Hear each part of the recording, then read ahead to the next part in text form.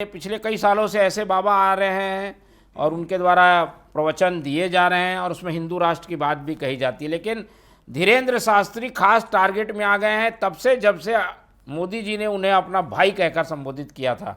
अब ये क्या माने, इन्हें बाबा के रूप में अब देखना कम लोगों ने शुरू कर दिया है, बीजेपी की ओर जाते गए हुए धर्मगुरु के रूप में ज़्यादा। तो यही है वजह लड़ाई की लगती है कि आपको?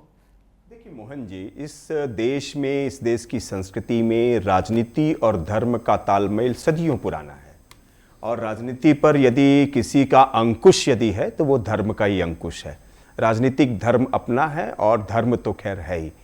लेकिन मेरे को एक बात समझ में आनी चाहिए हम सबको कि इस देश में राजनीतिक दलों और नेताओं से ज़्यादा बड़ी औकात धर्मशास्त्रियों की और धर्म की है। इसका उदाहरण आप देख लीजिए।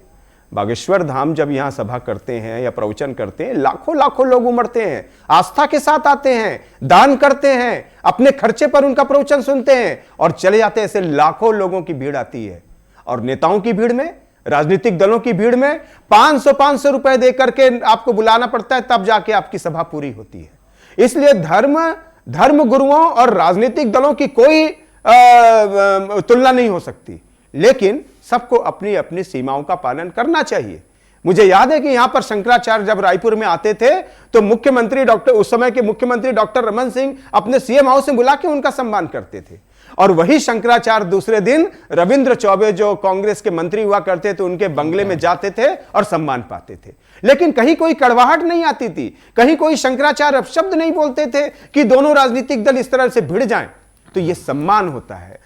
जिस तरह राजनेताओं को अपना सीमा याद होनी चाहिए, धर्म गुरुओं को भी अपनी सीमाएं याद होनी चाहिए। मुझे याद है रामायण का प्रसंग, जब भगवान राम अपने भाइयों के साथ महर्षि वाल्मीकि के आश्रम में गए तो उसके पीछे पीछे तमाम राजकीय सुविधाएं आई। उनको ऋषि मुनि ने वापस लौटा दिया और कहा कि मैं इन राजकीय सुविधाओं में नहीं आऊंगा। क्यों? क्योंकि राजधर्म से जितनी दूरी बना करके रखें उतना ही अच्छा है। यह संदेश महर्षि वाल्मीकि ने दिया है। इसी का पालन आज के शंकराचार्य और साधुओं को भी करना चाहिए। बागेश्वर धाम को मैं बहुत सम्मान देता हूं, एक धर्मगुरु के तौर पर, एक हिंदू होने के नाते उनका ऋषि के तौर पर सम्मान है।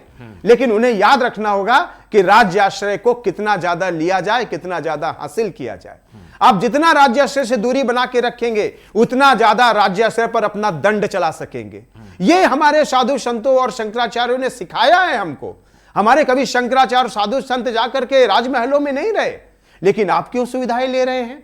थोड़ा सा इससे दूरी बना करके बागेश्वर धाम को रखना चाहिए। और दूसरी बात जो विपक्ष के नेताओं ने भी कही कि आपकी उम्र क्या है, अभी आपको भी बहुत कुछ इस दुनिया में, सृष्टि में सीखना है। बहुत बड़े बड़े आपसे शंकराचार्य हैं, उनसे सीखिए कि शब्दों की मर्यादा कैसे रखी जाए, सवाल कैसे किए जाए, जवाब कैसे दिए जाए। निश्चित तौर पर आप बहुत बड़े व्यक्ति हैं, आप बहुत बड़े धर्माचार्य हैं, लेकिन धर्माचार्यों को भी अपना धर्म याद रखना चाहिए। वो बोलने का धर्म होना चाहिए, वो राजधर्म को कितना पालन करें उसका धर्म होना चाहिए।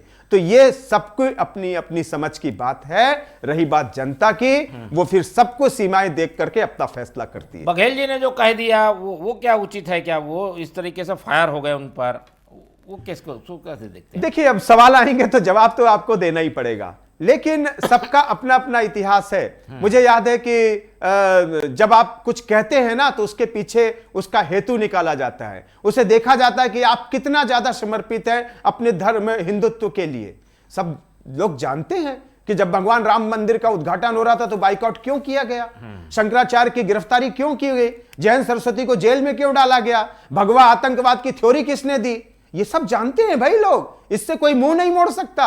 और इसलिए जब आप किसी बागेश्वर धाम का विरोध करते हैं, जब आप किसी राम मंदिर के उद्घाटन का विरोध करते हैं, जब आप भगवा आतंकवाद की थ्योरी सामने लाते हैं हरे आतंकवाद के सामने, तो जनता को लगता है कि यार आप कर क्या रहे हैं, आप किसके विरोध में खड़े हैं और कौन आपके टारगेट में है।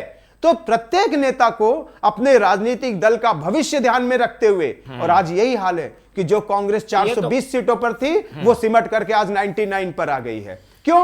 क्योंकि आपने कहीं ना कहीं हिंदुत्व की ऐसी अनदेखी की है। उसे कांग्रेस को सुनहरे समय की ओर वापस लौटना है, तो थोड़ा इस तरह की आलोचना से बचना चाहिए। ठीक है द्विवेदी जी, क्या लग रहा है इन दोनों बयानों के बाद किसको कुछ थोड़ा सा इसका एडवांटेज मिल गया इस बयान का? चाहे संत बागेश्वर बाबा हों चाहे वो पूर्व मुख्यमंत्री भूपेश बघेल जी हों, सभी को कबीर का ये दोहा याद रखना चाहिए कि ऐसी वाणी बोलिए मन का आपा खोए, औरन को शीतल करे आपो शीतल होए।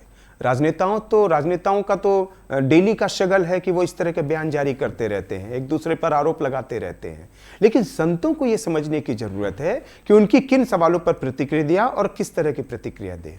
बहरहाल मैं एक दूसरी बात कहना चाहूंगा कि जो मुझे आपत्तिजनक लगा कि बागेश्वर धाम के कथाओं में यदि लाखों लाखों का चढ़ावा चढ़ रहा है या उनको दान मिल रहा है, तो वो इसका कर क्या रहे हैं। संत बागेश्वर धाम प्रतिवर्ष 400 से ज्यादा युवतियों की निःशुल्क शादियां कराते हैं। संत बागेश्वर धाम एक कैंसर हॉस्पिटल बना रहे हैं जहां वो निःशुल्क इलाज कराएंगे। संत बागेश्वर धाम जो है 3000 गायों का एक गौशाला चला रहे हैं जहां उनकी सेवा की जाती है। बागेश्वर धाम स्वदेशी वस्तुओं को लेकर के एक प्रोडक्ट चला रहे हैं, उस पर काम कर रहे हैं। तो ये जो पैसा उनके पास आ रहा है कहीं ना कहीं उससे वो समाज सेवा में ही जा रहे हैं। अब जरा नेता बता दें भाई, सट्टे का पैसा कहां जाता है, शराब का पैसा कहां जाता है, इस बयान से क्या इसकी दुकानदारी चलती है। तो राजनीतिक दल जो काम करते हैं या नेता जिस तरह भ्रष्टाचार करते हैं, भैया उससे अच्छा तो बागेश्वर धाम जैसे संत हैं। ये बघेल जी को फायदा पहुंचा गया क्या, नंबर बढ़ गए क्या उनके, या जनता में उनको नुकसान हो गया क्या जल्दी?